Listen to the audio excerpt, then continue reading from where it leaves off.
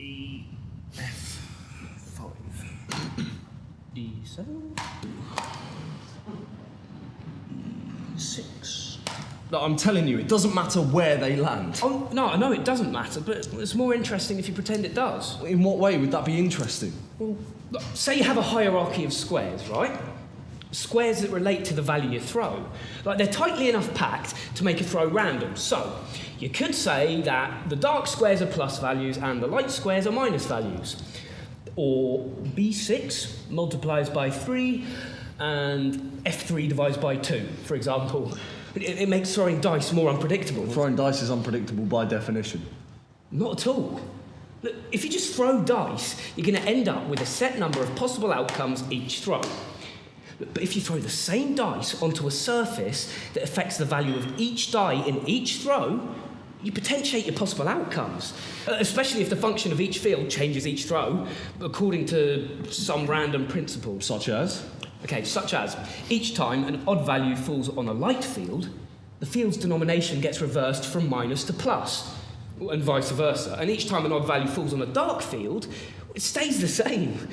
But the reverse is true for even values, except for the value of 4, which leaves things as they are because it represents complete balance in all directions.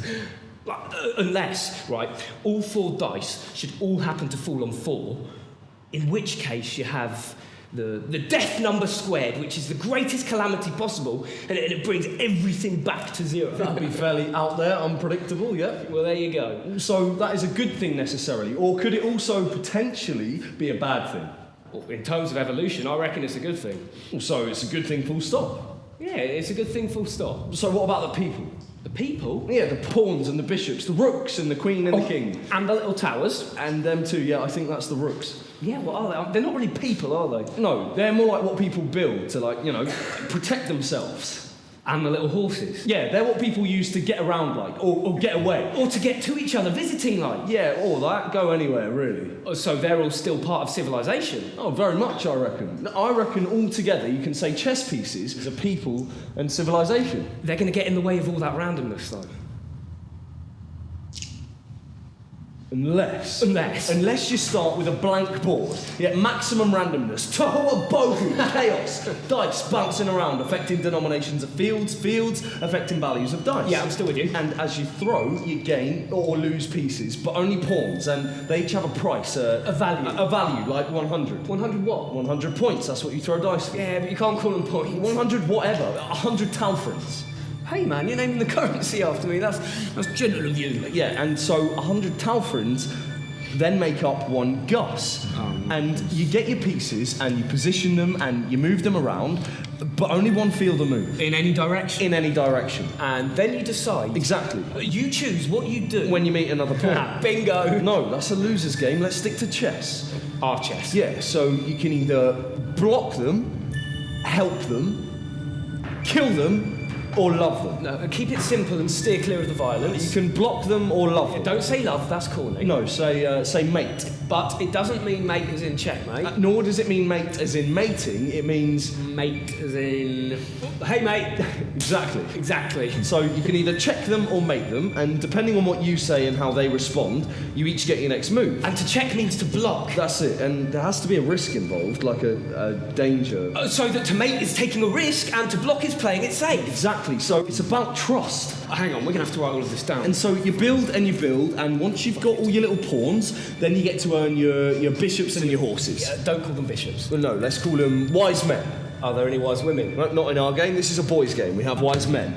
Right, well, we may need to rethink that when we market it to the wider demographic, but yeah, go ahead. And then you get your turrets and... Last, you get... Your king and your queen. Perfect, who are they? And they're the king and the queen. Yeah, but who are they? What do they represent? Why are they special? Because we make them special. It doesn't matter who they are. People need people who are special. It helps them to make sense of it all. I'm still with you. And the game ends when all the pieces are on the board. There's still room for randomness, but much less so now because, well, now you've got civilization. And you win. You both win. If all the pieces were on the board in the ideal way, which is a harmonious mix, not one lot to one side, the other on the other, or all the pawns bunched up in one corner and the wise men with no one to talk to, but harmony.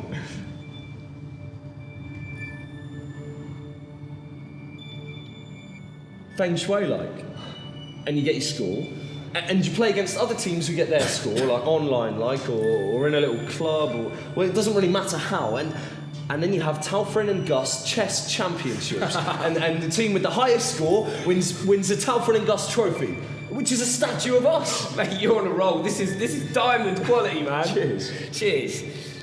I tell you what, though. What? Well, we're going to have to make these pieces bloody heavy. Why? The dice will keep knocking them over. No, not if we make an app.